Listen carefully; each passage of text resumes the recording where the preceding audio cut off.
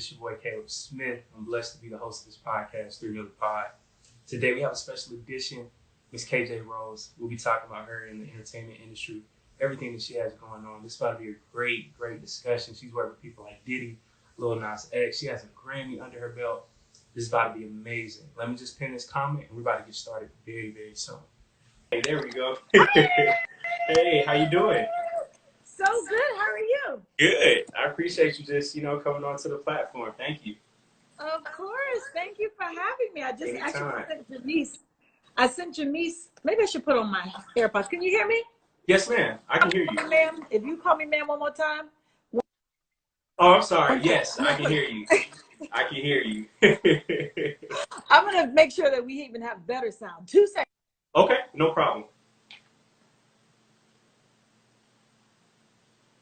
Okay, what about now? Good. Super clear. You're like, nothing has changed. No, it's good. It's good. It's perfect. Let me just activate these. Mm-hmm. Okay. Hi, you can talk, Hey. and then Perfect. we'll get this thing started. No problem. No problem. So starting off, you worked with so many people, legends like Diddy, Common, Janet Jackson. How did you get started in the entertainment industry? How did that start for you? I started, I'm from Chicago, the south side of Chicago. I love music.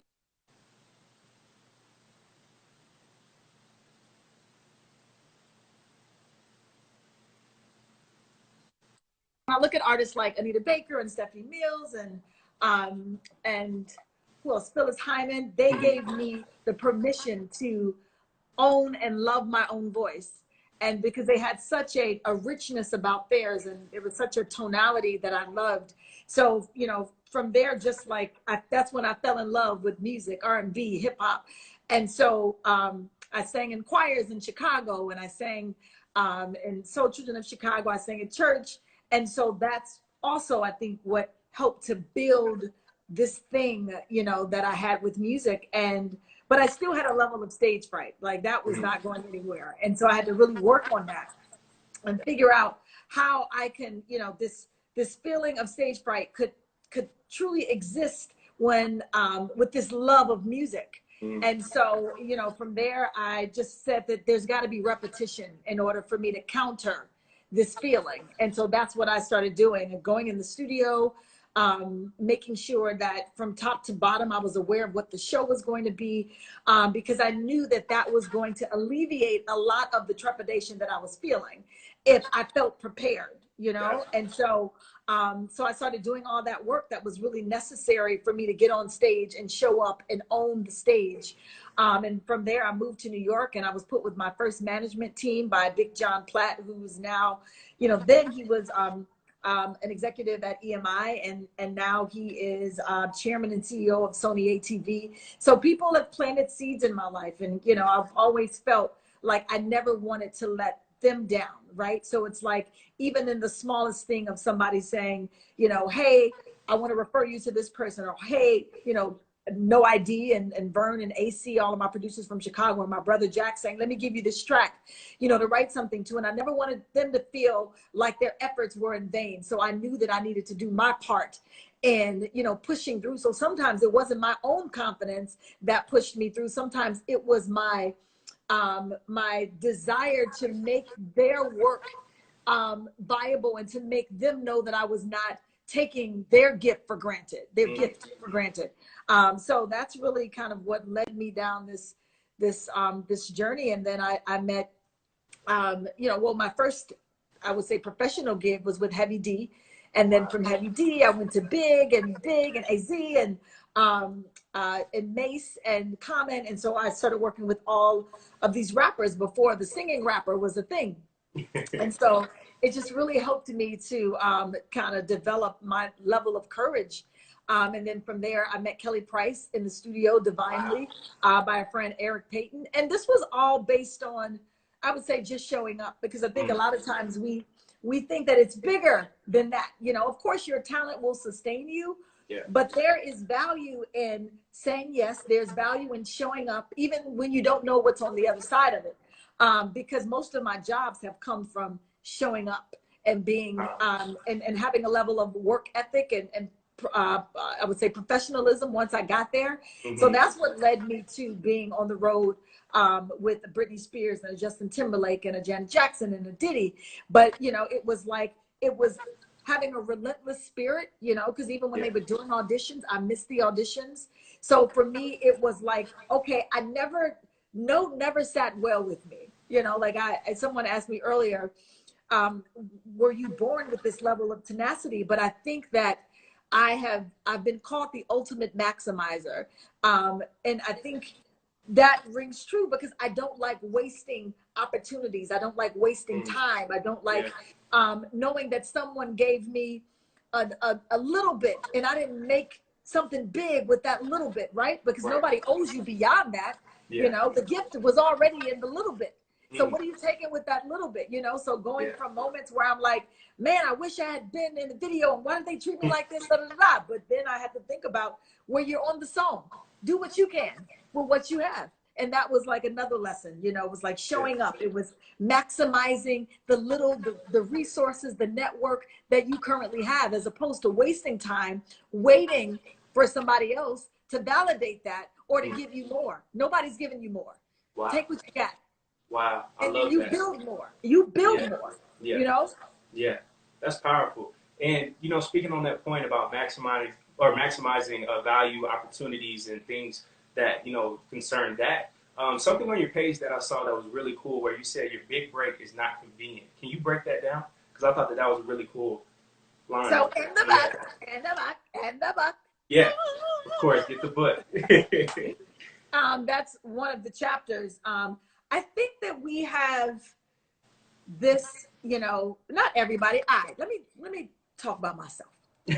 I thought that there was going to be this grand kind of like introduction of the big break, whether that was me working at Clive Davis's J Records and the big break comes from him hearing me sing in the kitchen while I'm making his tea, or whether the big break is you know, just something that naturally occurs that seems like, oh, it was supposed to happen like that, right?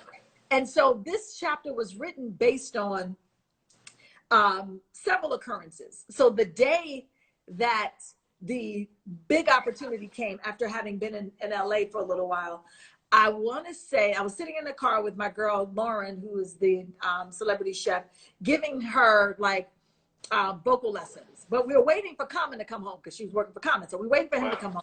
So I was like, okay, we're going to give you some lessons. As we're sitting there, I'm not even realizing that my door is kind of propped open. And so we drained the battery. So by the time she goes in to do the work and comes back, there's no more battery. And so the car is dead.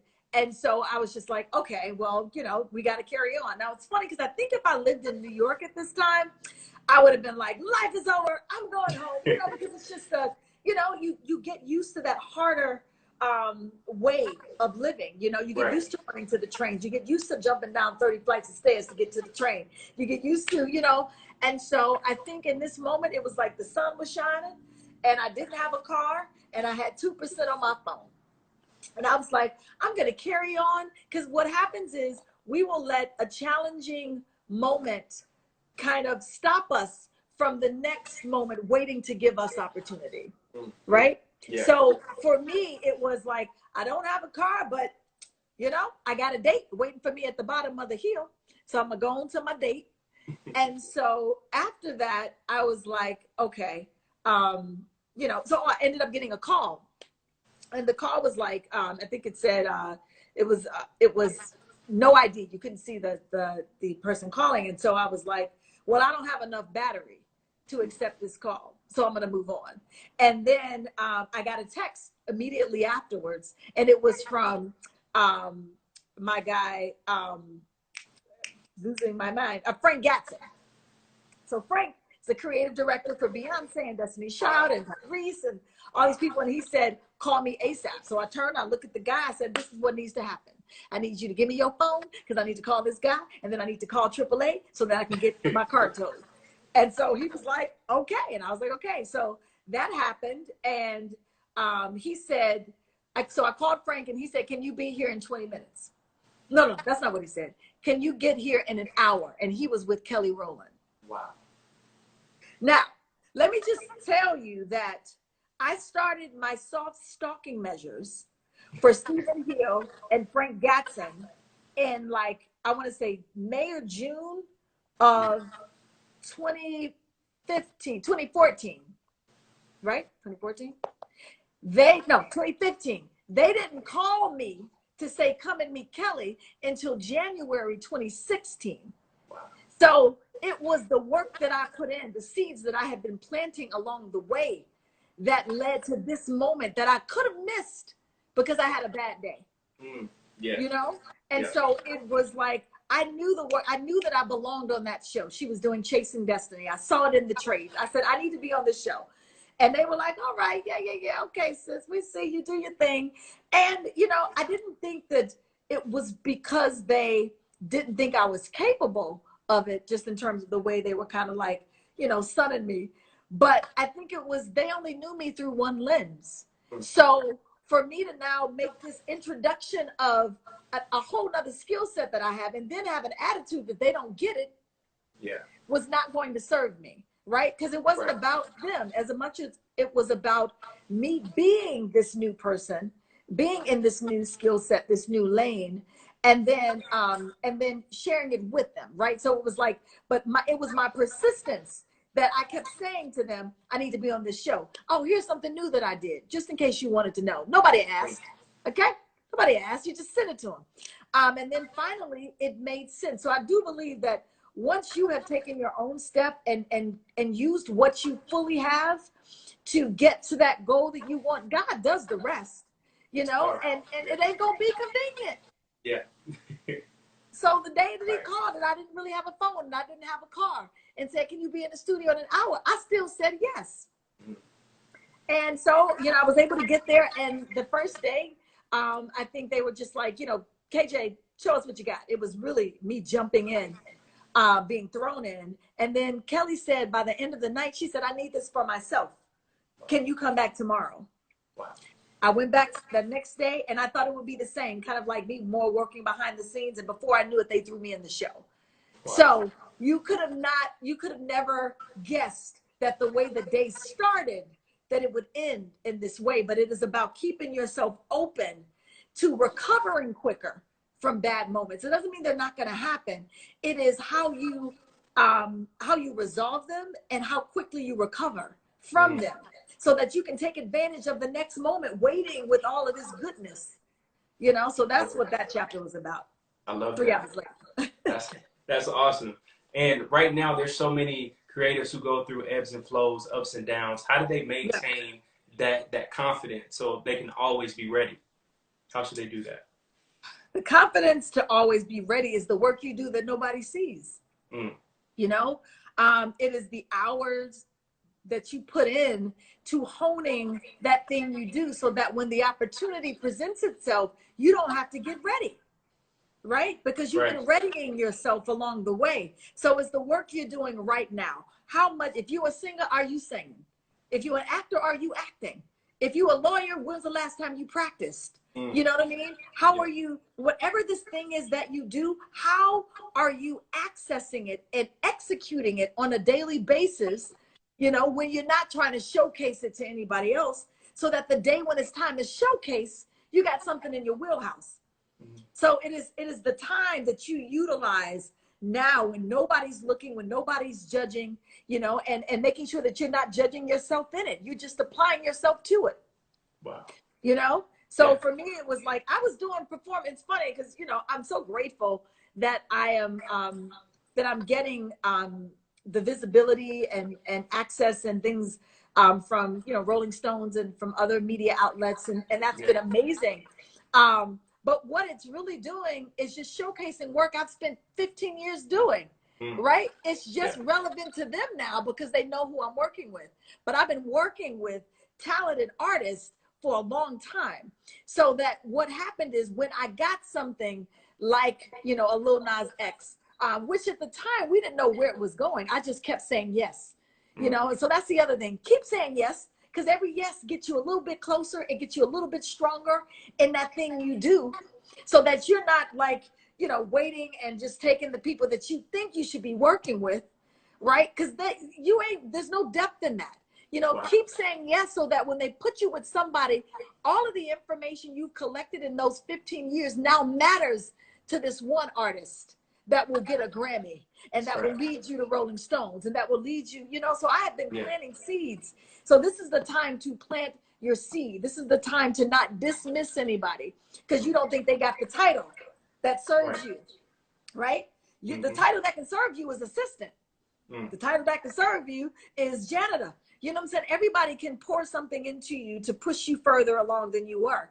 Even when I was trying to get to Britney Spears, I was going to my guy, Jeff Sledge, at J Records, like through his assistant, like, yo, where's Jeff? Put Jeff on the phone. How you doing? But I need Jeff. You know, Jeff was always busy. Jeff said he'll get back to you. Da, da, da. I was like, okay. This happened for weeks until I finally said, now, how's your day going, Aaron? What are you up to? And he told me, and he said, what you trying to do? I said, I'm trying to get to Britney. I was like, man, Jeff is just done. He was like, oh, my friend's the tour manager. And the tour manager sent me to the music director. So at the end of the day, it was the assistant that got me the job, nobody else. Wow. So it's be kind, it's stay open, it's continue to say yes to every opportunity, because even if it doesn't present itself with this grand, you know, kind of victory, there's a small victory in information. That's just as big. You know what I mean? In learning and adding more to your wheelhouse, you know, so that when you do get to that thing that you have been you know, lamenting and hoping for, you got enough to carry you. Because if you ain't got no weight behind you, the thing ain't gonna last long, you know. And so when I look at, you know, and it doesn't always make sense. Like I feel like, you know, I probably didn't make sense to a lot of people. I always knew that there was value in it, but it makes sense now through Lil Nas X. Everybody else gets it now through him, right? Which I'm fine. I'm not bitter. I'm not like Kanye in it. You know, I'm just like, they were supposed to get it when they got it. And all that time that I was not, you know, being elevated the way I thought I should be, God was saying, I need you to, there's more work for you to do. I'm going to exalt you and elevate you in my own time. In the meantime, get better. Do more. Serve more. Remember who you're serving. Remember why you got it. It's bigger than you. So he had to get me right so that I can understand that this work has nothing to do with me. I'm merely just the vessel in it. And I am just grateful that he chose me for this assignment. I think I answered your question in the roundabout way. You did. That was wonderful. And working with, got people in the comments, shout out to y'all. And working with people like Lil Nas X, who's done extraordinary things already. What did you learn from that experience? I learned from Lil Nas, it's a good question, to continue pushing the envelope, like that it never, to never get comfortable, right? Because there's always more information to conquer. And for him, even when we were getting ready for the Grammys, I always talk about how he was like, can we get, hey, I gotta say hi to my people. Oh, I am a willing vessel. Amen. Hey, cousin Shanice. Hi, Jay. That's Jamin. That's Janice's daughter. Yes, ma'am. So what I realized from him is that the thing, you know, we're given gifts beyond what we'll ever know, but we get comfortable in the thing that we're most natural at, right? But when we were working and he said, you know, I remember telling him, you know, you got to make this your show, right? I know that, you know, there's so many, you know, politics involved in it, but make it yours. Even if it's that one thing, make it yours. And he said, okay, I want to play the horn. And everybody was like, the horn. Have you played the horn before? And I was like, get the man a horn. He said he wanted to play the horn. And so, you know, he just kept working on it and working on it and pushing and pushing. And that said to me, like, you push your own boundaries. A lot of times we box ourselves in based upon what we think about ourselves, what other people say. But it is, I watched him continue to push beyond his own capacity. And my job is to help him push beyond his perceived capacity. And in that moment, he did it himself. That's powerful. So yeah, that was the lesson, and just continue to push. Never get comfortable on your past laurels. You know, like he could have just gone out and did the song, but he kept putting himself in positions for discomfort to exist, for trepidation to exist. Yeah. He kept leaping, and then I kept working so I can get him to the next thing he needed to leap for, you know? Yeah. So he was never just here, like, I got this song, it's #1 everywhere, and my work is done. It was, what am I going to do next that scares me? You know? And then I think he had the safety of me saying, let's get you there, you know? But each time he wanted to leap, I was like, all right, let's go. You know, so that's what I learned most from I love that. For yourself, how do you get comfortable being uncomfortable? How do you do it? How do I get comfortable being uncomfortable? Well, in order for me to understand what he's going through or what any artist is going through, when they leap, I got to keep leaping. You know, so writing this book and walking into this new territory as artist was a leap. I mean, of author was a leap for me. Yeah. You know, and so there were moments I was just like, no, I'm good. Let me just stay here. This is, you know, I figured this thing out. It's working for me. And God was like, okay, now I need you to elevate. I need to take you higher. And so I fought it for 2 years. Yeah. And so it is, but once I came back to, there's no way you can coach someone through their trepidation of taking a leap if you don't know what it feels like. So that's what I keep putting myself also in uncomfortable, you know, situations. Whether, I mean, even yesterday, it was like I had to do this workshop via, you know, Zoom, and it was just, everybody's going to be chiming in, and they were like, yeah. And so the age group is between 3 and, they said 3 and 13, but really they should have said 3 and 65, right? So I was like, I think my work is good for young adults to adults, but a 3-year-old, I said, I don't know what to say. But that stretched me, you know? And so in everything that we're assigned to that we've never done before is an opportunity to either, you know, to guard our, I would say, just give ourselves more armor, you know, to get better. So now I know what a 3-year-old needs, you know? So now it's like when somebody comes to me and says, hey, I have a daughter that I can say, got you. So, you know, it is, I got to keep saying yes to things I've never done before. I love that. I love that. On your page, you had something else that I thought was so dope. You said that you tried to negotiate with God about starting your book. So can you break down that whole experience about coming up with the idea of your book, having to write it? How was that for you? Well, it came about because I had been traveling to London, Australia, and Ireland, and I was giving these workshops to artists, you know, more traditional artists and vocalists. And, you know, it was like, okay, y'all, I see you later. And I just felt like I'm not leaving them with a tangible solution in which they could continue to work. And I was just like, you know, see you when I come back, and trusting that they would just keep doing the work. And so that was the first thought, like, how can I get something tangible to them until I get back to them? And so I was just, and so God said, okay, so I need you to do this book. And I was like, well, Lord, I've never done a book before, but maybe I'll do a little guide for you. That's more palatable. I got you on the guide. And he was like, nobody said no guide. And I was just like, fair. And so in my mind, I had to, you know, I felt like I was negotiating. I was like, okay, I'll do a little bit of a, you know, a little bit of a guide, and it'll look like a book.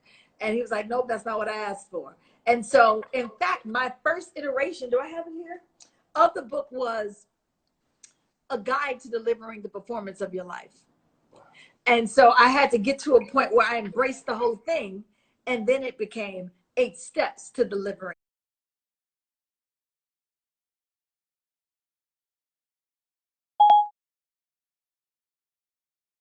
Clemson was defeated by Alabama.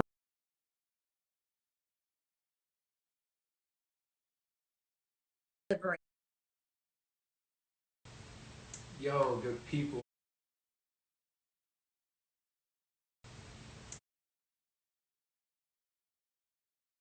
The performance of your life. And so I had to get to a point where I embraced the whole thing, and then it became 8 steps to delivering the performance of your life. So I would say, like, initially, I just wasn't ready to step into it fully. And so once I realized that, you know, again, we all have a contribution to make, and that I didn't know then why there was such an urgency to finish this, because I had already sold 600 books to Microsoft, one iteration of it, one draft of it. And then when my speaking engagement got postponed, I was like, okay, well, let me go back. Like, what would make me feel good about putting out the book further and promoting it? And it was like, there's more to be done, right? So I went back, I added new pages, you know, I changed the title. And this was all because I felt like God gave me more time. So let me do this piece of it and satisfy this work. And I had no idea that it would be impactful in a time like this. This is what he was preparing me for. I didn't know that it was for the people that are sitting home right now that don't know how to start, that are fearful about what's next, that don't know how to access their force, where to move, that don't know how to access the layers of vulnerability or unresolved, you know, internal expressions. Like, what is that? Like, how do you create a narrative when your narrative that you used to know, that you most identified with, is now shifting? How do I create a new narrative that has nothing to do with other people, but everything to do with me? And so it was, you know, this book that God created in me, and every day I did a little bit. You know, I wrote a little bit more. I spoke a little bit into my app, and I was like, I don't want people to reinvent the wheel. Like, this information, you know. And I think that was probably also what took me so long, because I vacillated between, who do you think you are to write this information, and then and to be the deliverer, more importantly. And then God saying, let me remind you that you've already been qualified in it. Let me tell you who you are.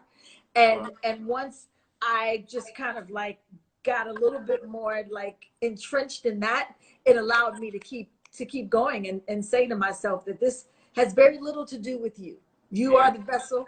Let him use you, and the work, he'll do the rest, right? Because a lot of times we try to figure out where the work will land. We try to figure out how it will be perceived, and we do that to a point where we do nothing. We won't do anything.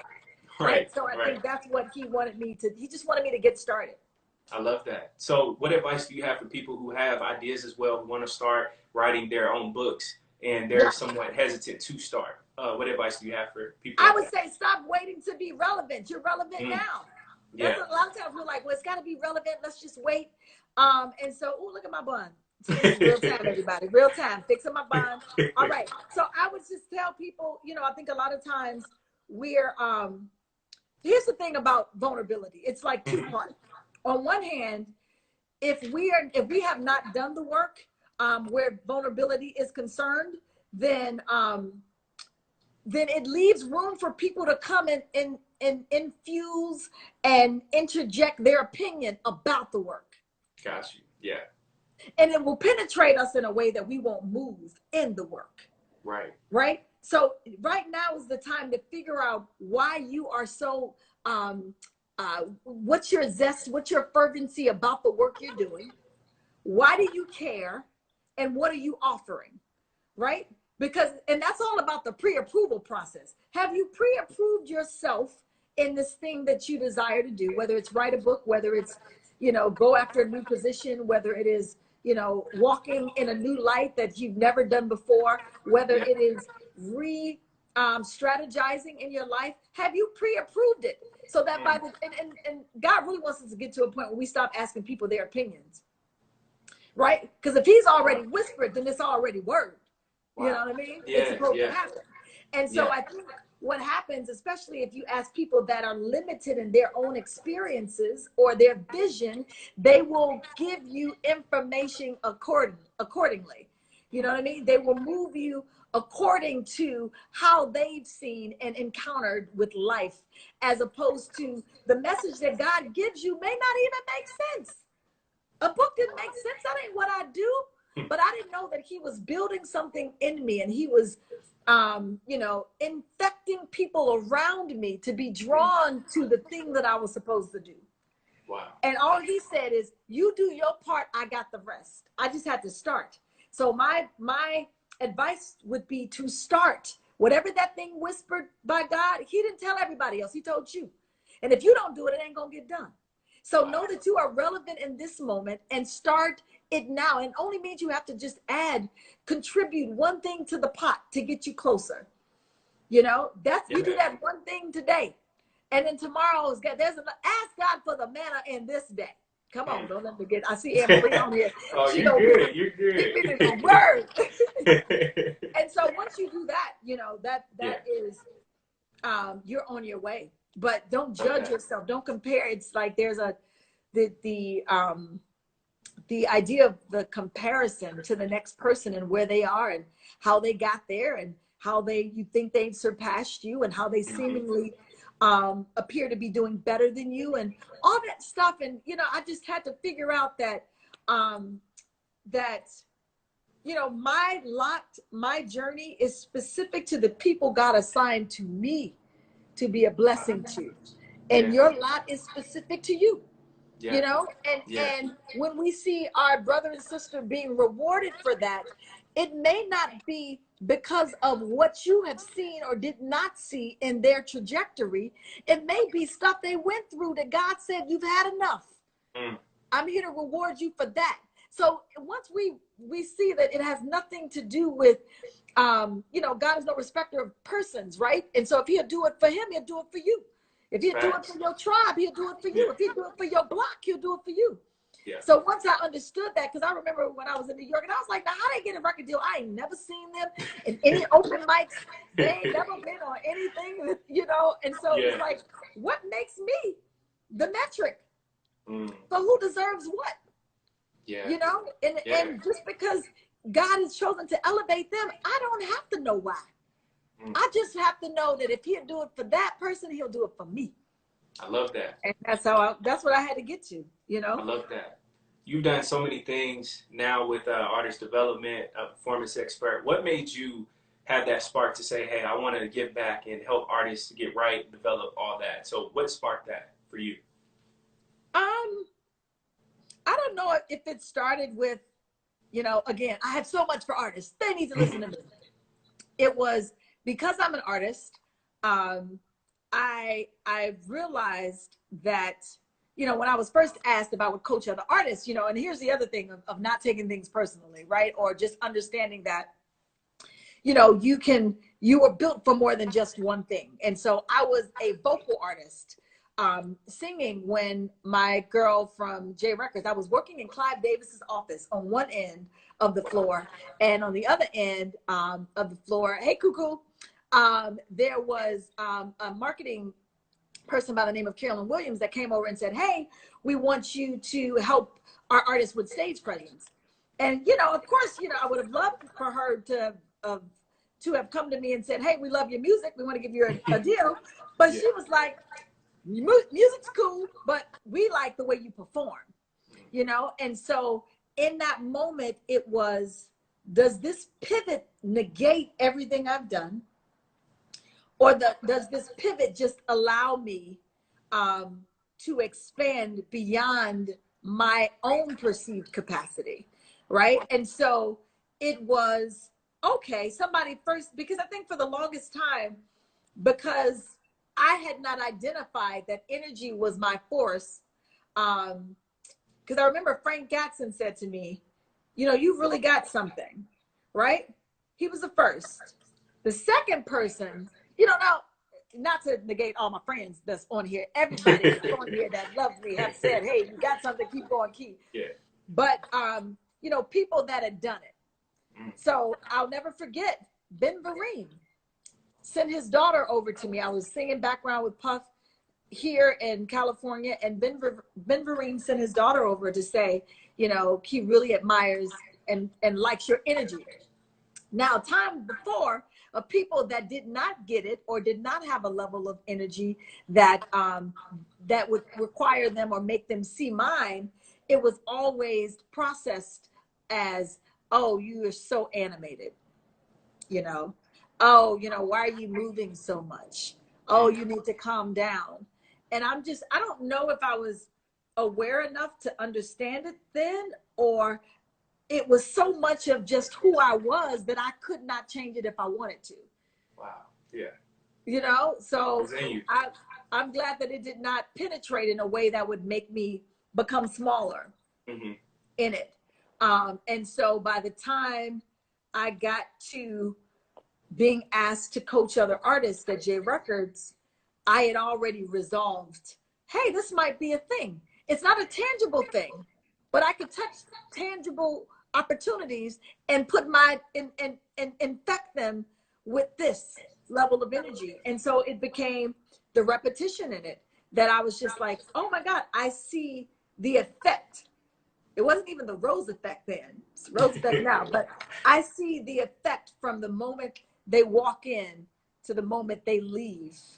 That all of the years that I've been collecting information and singing background and learning from the back, and then being in the foreground and learning from that has counted. And this pivot did not take away from that experience. It just enriched it. Wow. Wow. And so now I'm always looking for pivots. I'm like, where we going next? You know? I love that. That's amazing. And something that you mentioned a lot, which I love, is your force. Your force. So how do we identify our own personal forces? How do we access that? How do we find it? Your force is that thing that you feel most powerful in. It's number one. Jamisa's on here. Hi, Jamaise. Yep, I see you. That you feel most powerful in. Your force is that thing that makes you so uniquely you that you never have to ask permission to be or to give. Your force is that thing that makes you feel distinguished, that makes you feel happy, that makes you feel good. And it doesn't have to be something grand. Your force can be kindness. Your force can be compassion. It can be light. It could be, my baby the other day said her force was being an astro kid. You know what I mean? So you figure out what that means to you. And you've got to believe it so much that you don't allow space for people to counter it or question it. And if they do, your force will make you come on up and say, I said what I said. Right. You know what I mean? Yeah. And so it is understanding that whatever your force is, and your force could change. At 238, my force could be one thing. At 245, it might be something different. Right. So it is, at the end of the day, understanding that once you figure out that thing that makes you uniquely you, it will drive you to your assignment and executing and completing your assignment, right? Because through it, you will understand what you offer. You know, what makes you different? If 50 people come before you, 50 come after you, what is that thing that you undeniably are and give and no longer asking permission to be in that thing? You know, your force can be generosity. Your force could be, you know, listening. Yeah. It could be nursing. It could be, and so you just got to figure out that thing. You could have several forces. Mine, besides energy, mine is persistence. Mine is being relentless. Mine is being tenacious. So it is that thing that you inherently feel belongs to you. Right. And I don't care. And I think I had to get to a point where, you know, I was like, everybody has energy. I don't care about nobody else and their energy. I know what God gave me, and it's specific to me. And your energy won't look like my energy, because mine is based on my makeup, and yours is based on your makeup, and yours is based on the delivery, the things you must deliver that God told you to deliver, and mine's going to look different. And so it was like I was always hungry to get to a point where I could believe in it wholeheartedly, you know, without any timidity, right? Nobody wants to partner or be around somebody that is like tiptoeing around themselves. You know, like, well, I think I'm, you know, well, somebody said that. I mean, well, sometimes I think nobody wants to partner like that. You know, it's like they want to feel confident in the investment that they are making, which means you have to invest first in yourself. I love that. And KJ, you have something that most people don't have on this planet, which is a Grammy. A Grammy. So when you got one, what did that feel like for yourself? You know, it's funny because in this 15 years of working, you know, you understand why you're doing it. You understand who you're doing it for. And it's not one of those things where you're in the forefront, you know. So I have felt comfortable and victory in the smallest of things, right? So for me, it was coaching a young girl who was like 6 or 7 in a talent show, Bella. And Bella, you know, I went to her talent show, and I went early, and I said, Bella, we need to do some rehearsing and vocal warm. She was like, I got it, KJ. She's 7. She's on, I got it, KJ. I was like, okay, Bella. I didn't drove all the way to Pacific Palisades in traffic, but okay. She gets up there, she starts singing, and she forgets the words. Wow. And then she runs off stage. So it's spotlight, Bella in, spotlight, Bella out. You love Bella. I know, right? It's my baby. So then Bella runs off the stage. The teacher runs across the stage to get Bella. So it's like this spotlight still shining. And then she comes back out, and she doesn't know where she is in the song. Mm. And I was like, not on my watch. And I stood up and I was like, betcha she's good. Betcha she's smart. And then Bella goes, bet they collect things like accessories and art. And I was like, now we're winning. You know, and so in that moment, that was a win for me. That was me in just the 7-year-old. I felt like God was saying, I planted you specifically where you need to be. Wow. Right. And so, those victories have been satisfying, right? But it's interesting because when you're an artist, it's all about the attention. It's all about being in the forefront. It's all about the applause, what people think about you. And then when you become a behind the scenes person, it's not about you. It's about that artist. You pour through them. Because otherwise you're a bitter coach, right? So I had to find resolve in the shift of the artist, the vocal artist, to the performance artist in me. And so once I understood that they were both relevant, when I got the Grammy, I think God gave me the Grammy when I didn't need it emotionally. It was nice to have, but the joy was in seeing Lil Nas go from obscurity to notoriety, and his first stage performance be with Billy Ray Cyrus, and he walks off feeling victorious, to the VMAs where he's calling after rehearsal and saying, I want to rehearse another time in the conference room, to him saying, hey, I want to, I need a horn, so those were like the victories for me, that by the time we got to the Grammy, I was like, that's a bonus. But I felt like I had already been winning as a coach between me and God. And then the Grammy became winning between me and the world. I don't think I've ever said that before. I love that.